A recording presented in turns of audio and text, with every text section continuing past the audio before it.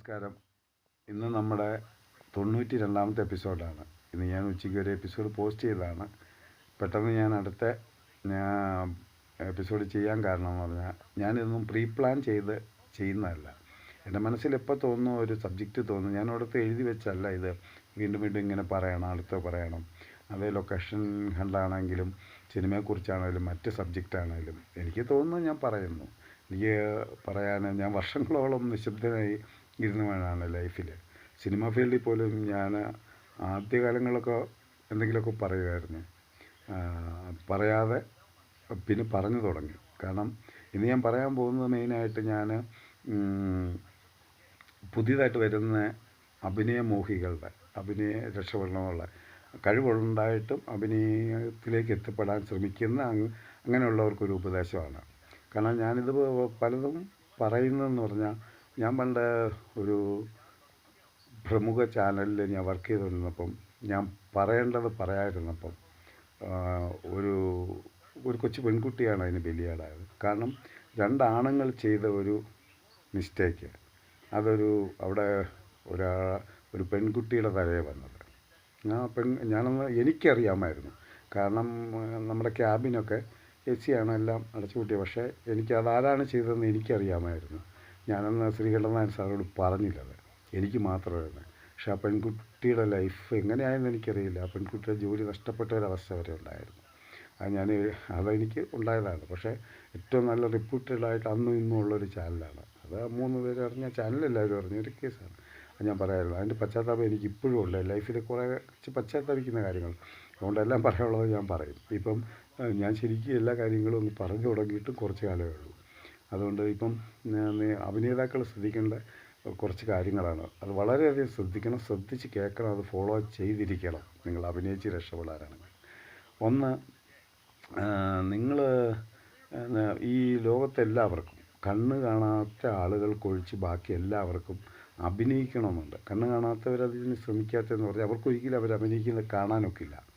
മാത്രമല്ല, അവരോട് പറഞ്ഞാൽ അവരുടെ മുഖത്ത് ഭാവം വന്നാലും അവർക്കൊന്നോ രണ്ടോ ചാൻസേ കിട്ടുകയുള്ളൂ. കാരണം പിന്നെ എങ്ങനെ അഭിനയിക്കുകയാണ്, ക്യാമറയുടെ മൂവ്മെൻ്റ് അറിയില്ല, അങ്ങനെയൊക്കെ.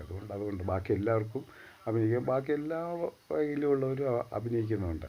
ഇതൊരു വൈകല്യമാണെന്നല്ല കേട്ടോ പറഞ്ഞ്, അങ്ങനെയുള്ളവരൊക്കെ ഒത്തിരി നല്ല ഇതുണ്ട്. കാരണം എന്ന് പറഞ്ഞാൽ, ഈ ഇടയ്ക്ക് ഒരു കണ്ണ് കാണാൻ മേലാത്തൊരു പെൺകുട്ടി, ഒരു പാവം ഒരു മോള്, അവൾ യൂട്യൂബിൽ അവളുടെ പ്രോഗ്രാം തുടങ്ങി. പക്ഷേ അത് ഫെയിലിയറായി. എന്നിട്ട് അവളുടെ ചേച്ചി വിദേശത്തിരുന്നെങ്ങാണ്ട് അവളെ പാടുന്ന ഇട്ടു. അത് മില്യനോളം വ്യൂവേഴ്സായി. ഇത്ര നന്നായിട്ട് ആ കുട്ടി പാടും. ഇത്ര പാവം കുട്ടിയാണ്, കുഞ്ഞു കുട്ടിയാണ്.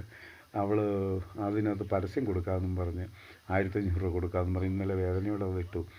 ചീറ്റ് ചെയ്തു ഒരുത്തൻ ചീറ്റ് ചെയ്തു. പൈസ കൊടുക്കാമെന്നും പറഞ്ഞ്. പാവം. പിന്നെ പൈസ ആഗ്രഹിച്ചല്ല, അതിനെ വരെ കളിപ്പിക്കുന്ന ഇൻഡസ്ട്രിയാണിത്. അതുകൊണ്ട് നിങ്ങൾ ശ്രദ്ധിച്ച് കേൾക്കണം. നിങ്ങൾ അഭിനയിക്കാൻ ഇറങ്ങുമ്പോൾ നിങ്ങളുടെ വീട്ടിൽ നിന്നായിരിക്കും ആദ്യം എതിർപ്പുണ്ടാകുന്നത്. നിങ്ങളൊരു പരിധി വരെയുള്ള സമയം കാണുകയുള്ളൂ നിങ്ങൾക്ക് രക്ഷപ്പെടാൻ അവർ തരുന്നത്. ഇവനിപ്പോൾ രക്ഷപ്പെടുന്നു പറഞ്ഞാൽ ചിലപ്പോൾ 1-2 വർക്കിലൊക്കെ തല കാണിക്കും, കൊള്ളാലോ എന്ന് പറയും. പക്ഷേ നിങ്ങളെ ആരും അംഗീകരിക്കില്ല കേട്ടോ. നിങ്ങൾ വിചാരിക്കും നിങ്ങൾ ഇച്ചിരി രക്ഷപ്പെടുമ്പോൾ നിങ്ങളങ്ങ് പ്രോത്സാഹിപ്പിച്ച് പൊക്കിക്കൊണ്ട് നടക്കുന്നു. ഒന്നും ചെയ്യില്ല അവർ. നിങ്ങൾ അഭിനയിച്ചു നല്ലതാണെന്ന് അറിയാമെങ്കിൽ പോലും നല്ലതാണെന്ന് പോലും പറയുകയില്ല ആരും. നിങ്ങൾ അഭിനയിച്ചു കണ്ടവർ, നിങ്ങൾക്കറിയാം അയാൾ കണ്ടു അല്ലെങ്കിൽ അവൾ കണ്ടു, പക്ഷെ അവർ നല്ലത് പറയില്ല കേട്ടോ.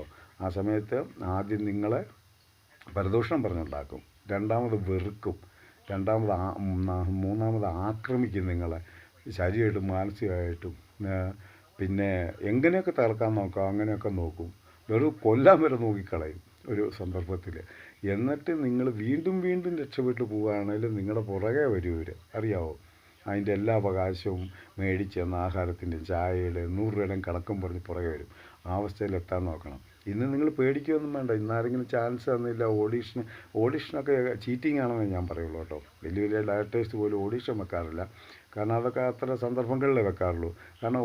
കാരണം നമ്മുടെ സെൽഫ് ഇൻട്രൊഡക്ഷൻ വീഡിയോ കണ്ടാൽ അറിയാൻ പറ്റാത്ത ഡയറക്ടറാണെങ്കിൽ പണ്ടൊക്കെ ഓഡീഷൻ വെച്ചുകൊണ്ടിരുന്ന, കാരണം അതിനൊന്നും ഒരു നിവൃത്തിയില്ല. കാരണം ഒരു സ്റ്റില്ല് കണ്ട് വീഡിയോ അയക്കുന്നത് എങ്ങനെയാണ്, അതിനൊക്കെ എത്ര രൂപ മുടക്കാം. ഇന്ന് മൊബൈലിൽ സെൽഫ് ഇൻട്രൊഡക്ഷൻ, അത് എന്നെക്കുറിച്ച് ഞാൻ ഇന്നയാൾ, ഇന്നടുത്താൾ, ഇന്ന പേരാണ്, ഇന്ന ജോലിയാണ്, ഇത്ര പഠിച്ചു, എൻ്റെ അച്ഛനമ്മ ഇതാന്നൊക്കെ പറഞ്ഞാൽ അത് കണ്ടിട്ട് മനസ്സിലാക്കാൻ പറ്റാത്ത ഡയറക്ടേഴ്സിനോട് പോയി പാടി നോക്കാൻ പറയാം.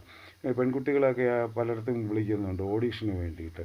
ഇപ്പോൾ 7 ദിവസത്തെ അഭിനയ ക്ലാസ് നിങ്ങൾ ജീവിതത്തിൽ അഭിനയിക്കാൻ പഠിക്കാൻ പോയത് കേട്ടോ. അഭിനയം പഠിപ്പിക്കാനൊക്കെ ഇല്ല.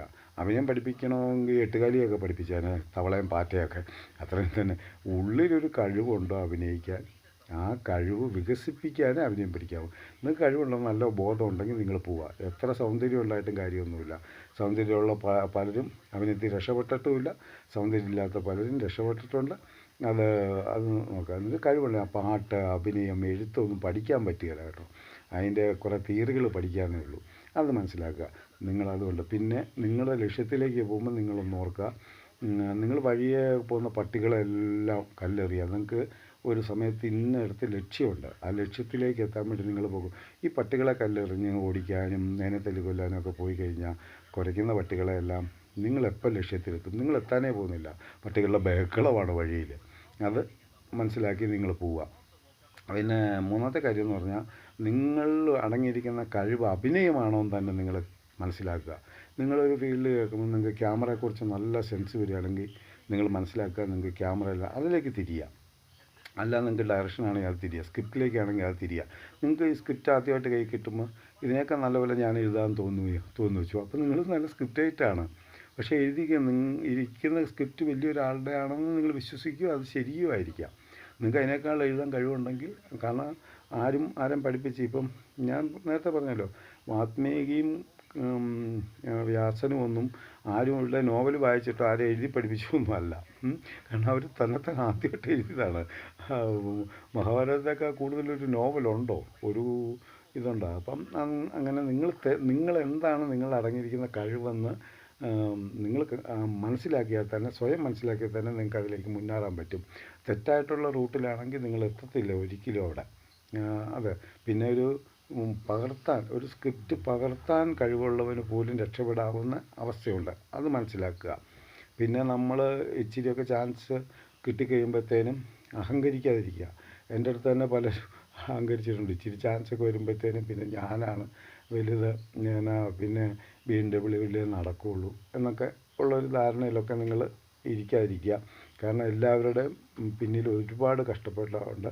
ഇന്നും സൂപ്പർ സ്റ്റാറായി നിൽക്കുന്ന മമ്മൂട്ടി, മോഹൻലാലും ഒക്കെ ചെയ്യുന്ന കുറേ ഡയറ്റിങ്ങിൽ പോലും, അതുപോലും അവർ കഴിക്കുന്ന ഭക്ഷണത്തിൻ്റെ ക്രമവും അവരുടെ ഒരു ദേഹത്തൊരു പാട് വീഴാതെ നോക്കുന്നതും അവരുടെ ജീവിതക്രമം, അവരുടെ ഉറക്കം എല്ലാം അവർ നിയന്ത്രിച്ചാണ് അവർ പിടിച്ചിരിക്കുന്നത്. അല്ലാതെ വന്നേച്ച് ഞാനിഷ്ടമുള്ളപ്പോൾ എൻ്റെ കൂടെ പഠിച്ചതാണ് ഒരു കക്ഷി നെൽസൺ.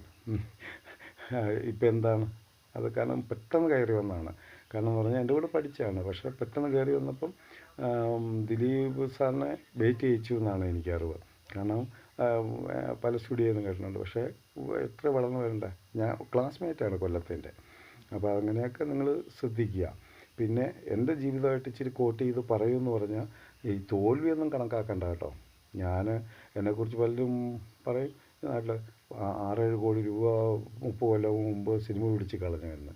പക്ഷേ അത് ഇന്ന് മതിക്കുന്ന സ്വത്താണ്. പക്ഷേ അതിനേക്കാൾ കൂടുതൽ ഞാൻ സമ്പാദിച്ചിട്ടുമുണ്ട്. എനിക്ക് സിനിമയിൽ നിന്ന് നഷ്ടങ്ങളൊന്നും നേടിയിട്ടില്ല.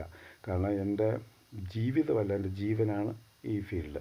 ഞാനത് ഉണ്ടാക്കിയിട്ടുമുണ്ട്. പിന്നെ അതിനുവേണ്ടി പലതും നഷ്ടപ്പെടുത്തിയിട്ടുണ്ട്. എൻ്റെ തോൽവിയെ പോലൊന്നും നിങ്ങളൊന്നും തോറ്റ് കാണില്ല പലരും അതിൻ്റെ പകുതി പോലും. കാരണം എന്ന് പറഞ്ഞാൽ, ഞാൻ 26 കൊല്ലത്തിന് ശേഷം ഒരു പുഴയിലുള്ള സ്ത്രീ വിവാഹം കഴിച്ചതിന് ഞാൻ ഒരിക്കൽ പോലും അത് ഞാൻ കണക്കാക്കിയിട്ടില്ല. ഞാനെക്കുറിച്ച് ചിന്തിച്ചിട്ടുമില്ല. ഡൈവേഴ്സിന് ശേഷമാണ് ഞാൻ ചിന്തിക്കുന്നത്. പക്ഷേ എൻ്റെ മക്കൾ എന്നിൽ നിന്ന് പിരിഞ്ഞു. അവർ പോലും ഞാനന്ന് തോറ്റിരുന്നെങ്കിൽ ഞാൻ ഒരു വർഷം വല്ലാത്തൊരവസ്ഥയിലായിപ്പോയി. അതിനുശേഷം ഇപ്പോൾ എൻ്റെ മക്കൾ എനിക്ക് പൈസ അയച്ചു തരുന്നു. വിദേശത്താണ്, ഒരാൾ ദുബായിൽ, ഒരാൾ കാനഡയിലാണ്. എൻ്റെ മകനും എൻ്റെ കൂടെ ഉണ്ട്, എൻ്റെ അമ്മയടുത്താണ്. ഞാനിപ്പോൾ അങ്ങനെ ഒരു അവസ്ഥ. അന്നേരവും ഞാൻ വീണ് പോയപ്പോൾ ഒരു വർഷത്തോളം ഞാൻ വല്ലാതെ, പക്ഷേ അന്നേരവും ഞാൻ എല്ലാം തമാശയായിട്ടാണ് എടുത്തത്. പിന്നെ ഒരു 2 വർഷത്തിന് ശേഷം ഞാൻ വീണ്ടും നോർമൽ അവസ്ഥയിലേക്ക് വന്ന് ഞാൻ ഫീൽഡിലേക്ക് തന്നെ കയറി. ആദ്യമായി ഷോർട്ട് ഫിലിം ചെയ്തു. 25 ഷോർട്ട് ഫിലിം എല്ലാം ഞാൻ പറഞ്ഞു കഴിഞ്ഞല്ല ചെയ്തു. ഇനി ഷോർട്ട് ഫിലിം ഒന്നും ചെയ്തിട്ട് കാര്യമില്ലെന്ന് എനിക്ക് മനസ്സിലായി. 2 മണിക്കൂറുള്ള സിനിമയുടെ ദൈർഘ്യമുള്ളത് ചെയ്താലേ എനിക്ക് അടുത്തൊരു സിനിമ ചെയ്യാനുള്ള ഇത് ആകുള്ളൂ. കുറേ സിനിമകൾ ഞാൻ വർക്ക് ചെയ്തിട്ടുണ്ട്. അങ്ങനെയാണ്. പിന്നെ അതിന് ശേഷം ഞാൻ തകർന്നു പോയപ്പോൾ 2.5 കൊല്ലം മുമ്പ്, അതും ഞാൻ പോരായ്മയായിട്ടൊന്നും കരുതുന്നില്ല, ഒരു കണ്ണിനും ഒരു ചെവിക്കും കേൾവിശക്തി ഇല്ലാത്തൊരു പെൺകുട്ടി എൻ്റെ ജീവിതത്തിലേക്ക് വന്ന് ഞാനെന്നെ സ്നേഹിക്കുകയും ചെയ്തു. ശരീരബന്ധമല്ല, മനസ്സുകൊണ്ട് അങ്ങനെ ഇങ്ങനെയൊക്കെ ഞാൻ തൊട്ടുപോലും ഒന്നും അങ്ങനെയുള്ളതല്ലാതെ അതും വന്ന് അത് ഇറങ്ങി വരാമെന്ന് പറഞ്ഞപ്പോൾ 2 കുഞ്ഞു കുട്ടികളെ ഇട്ടിട്ട് വരാമെന്ന് പറഞ്ഞു കഴിഞ്ഞാൽ ഞാനെന്നാലും ചോദിച്ചൊരു വാക്കേ ഉള്ളൂ, ഇത് ഇത്രയേ ഉള്ളൂ. ആ കുഞ്ഞുങ്ങൾ രാത്രിയിൽ ഇറങ്ങി വരുന്ന ദിവസം അമ്മയെന്ന് വിളിച്ച് രാത്രി 2 മണിക്ക് കെട്ടിപ്പിടിച്ച് കരഞ്ഞാൽ ആ ശാപം ഞാൻ ഏൽക്കാൻ തയ്യാറല്ലെന്ന്. അത് എനിക്കിത് ആരും അംഗീകരിക്കണമെന്നില്ല, അംഗീകരിക്കാതിരിക്കണമെന്നില്ല. ഞാൻ ശാപം വാങ്ങുന്നൊന്നും ചെയ്യില്ല. അന്നേരം ആ ഫോണിൽ കൂടെ ആ കുട്ടി കേട്ടിട്ട് കരയാണ്, പൊട്ടിക്കരയാണ് ശേഷം. അതോടുകൂടി ആ ബന്ധം ഏകദേശം തീർന്നു. പിന്നെ ഞാൻ ഒറ്റയ്ക്കായ അവസ്ഥയായി. കാരണം ഞാൻ അതായത് ഒരു മണലാരണ്യത്തിൽ നമ്മൾ ദാഹജലത്തിന് വേണ്ടി ഇങ്ങനെ കിടന്നു പോകുന്ന ഒരവസ്ഥയിൽ നമ്മുടെ നാവിലേക്ക് ഒരു തുള്ളി വെള്ളം വീഴുന്ന ഒരവസ്ഥയായിരുന്നു ആ സ്നേഹം ഇതൊക്കെ. അപ്പം അതും വേണ്ടാന്ന് വെച്ചു. കാരണം എന്തിനാ ശാപം, ഞാൻ ആരും ശാപം ഒന്നും ചെയ്യാത്തതുകൊണ്ട്. ഞാൻ തോറ്റുപോയപ്പോഴൊക്കെ എല്ലാവരും എന്നെ തോൽപ്പിച്ചെന്ന് വിചാരിക്കരുത്. ഈ ഭൂമി ഉരുണ്ടതാണ്, തിരിച്ചു വരും. എന്നെ ആര് ഉപദേശിച്ചു അയാളുടെയൊക്കെ അവസ്ഥ ഞാനിപ്പോൾ ദയനീയമായിട്ട് അറിയുന്നുണ്ട്. കാരണം ഞാനൊന്നും തിരിച്ച് ചെയ്യാൻ പോയില്ല, ഞാൻ നിശബ്ദനായിരുന്നു. ഞാൻ എൻ്റെ ഫീൽഡിലേക്ക് തന്നെ പോയി. ഇപ്പോഴും എൻ്റെ ഫീൽഡാണ് എനിക്ക് വരുന്നത്. അതുകൊണ്ട് എൻ്റെ ഇത്രയും കാര്യം പറയേണ്ടത് വന്ന് തന്നെ ഞാൻ 2.5 കൊല്ലം വീട്ടിലേക്ക് 4-5 പ്രാവശ്യം വന്നിട്ടുള്ളൂ. 2.5 കൊല്ലം ഞാൻ ചെമ്പരത്തിയുടെ പോസ്റ്റ് പ്രൊഡക്ഷൻ. കാരണം ഞാൻ രാവിലെ 4:30-5 മണിക്ക് എണീക്കണം. രാത്രി 2 മണിക്ക് എനിക്ക് ചാനലിൽ എപ്പിസോഡ് അയച്ച് പോസ്റ്റ് പ്രൊഡക്ഷൻ ഡയറക്ടറാണ് ഞാൻ. മ്യൂസിക്, എഫക്റ്റ്, ഡബ്ബിങ്, എല്ലാ സംഭവം ചെയ്ത് എല്ലാം ചെയ്ത് മാസ്റ്ററാക്കി ഞാൻ ചാനലിൽ അയച്ച് അവിടെ ഷിഫ്റ്റാണ്, 3 ഷിഫ്റ്റാണ്. അവരവിടെ ഇരുന്നത് കണ്ടിട്ട് എനിക്ക് റിപ്ലൈ ഒന്നും ഒരു കുഴപ്പമില്ലെന്ന് പറഞ്ഞ് തന്നാലേ എനിക്ക് അത് ഞാൻ ഡയറക്ടറെ ഒക്കെ അയക്കണം, പ്രൊഡ്യൂസർക്ക് അയക്കണം, ഞാൻ ചാനലിൽ റിപ്ലൈ കൊടുക്കണം. അത് അയച്ചതിൻ്റെ ഇവർ തന്നതിൻ്റെ എനിക്ക് അതിൻ്റെ റിപ്ലൈ കിട്ടിയെന്നുള്ള അതിനകത്ത് അവർ കമ്പ്യൂട്ടർ നോക്കിയിട്ട് അതിനകത്ത് എന്തെങ്കിലും അലിഗേഷൻ ഉണ്ടെങ്കിൽ മാറ്റണമെന്ന് പറഞ്ഞ് അതെല്ലാം അറിഞ്ഞാൽ എനിക്കത് ചെയ്യാനൊക്കെ ഉള്ളൂ. അങ്ങനെയേ ഞാൻ ചെയ്തിരുന്നത്. അപ്പോൾ അവർക്ക് അങ്ങനെ വരിക. ഇവിടെ വന്നപ്പോൾ എല്ലാം പോയി, ഉണ്ടായിരുന്ന കിടപ്പാടം എല്ലാം പോയി. പക്ഷേ എൻ്റെ മക്കൾ ഇപ്പോൾ എൻ്റെ കൂടെ ഉണ്ട്. അത് വലിയൊരു അനുഗ്രഹമാണ്. അതുകൊണ്ട് നിങ്ങൾ വളരെയധികം ശ്രദ്ധിക്കണം. നിങ്ങൾ അഭിനയത്തിലേക്കൊക്കെ തിരിയുമ്പം നിങ്ങൾക്ക് ഇപ്പം തന്നെ ഞാൻ ഉച്ചയ്ക്ക് ചെയ്ത എപ്പിസോഡ് പഞ്ചായത്തിന് പോയി ചെയ്തത്. എനിക്ക് വൈസ് പ്രസിഡൻറ്റ് പറഞ്ഞിട്ടാണ് ഞാൻ പോയി ചെയ്തത്. പക്ഷേ വെറും ഒരു മെമ്പർ എന്നെ വിളിച്ചേച്ച് നീ ന്യൂസ് ചാനലാണോ അതാണോ ഇതാണോ എന്നൊക്കെ ചോദിച്ചു. ഞാൻ ന്യൂസ് ചാനലിലാണ്, പിന്നെ എന്തിനാണ് വന്ന് ചെയ്തത് സാങ്ഷൻ ഇല്ലാതെ. ഞാൻ പറഞ്ഞു സാങ്ഷൻ ഉണ്ടോ ഇല്ലയോ എന്നറിയണ്ട, ഞാൻ ചെയ്തു, ഞാൻ നെഗറ്റീവായിട്ട് ചെയ്തില്ല എന്ന് പറഞ്ഞേച്ച് എനിക്ക് പിന്നെ തോന്നി, എനിക്ക് അതിശയം തോന്നി, ഞാൻ തിരിച്ച് വിളിക്കാം.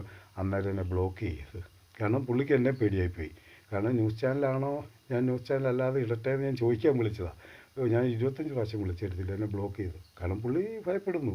കാരണം ഇത് ന്യൂസ് ചാനലാണ്, നമുക്ക് ഇങ്ങനെ ഒരു ഓൺലൈൻ മാധ്യമമുണ്ട്.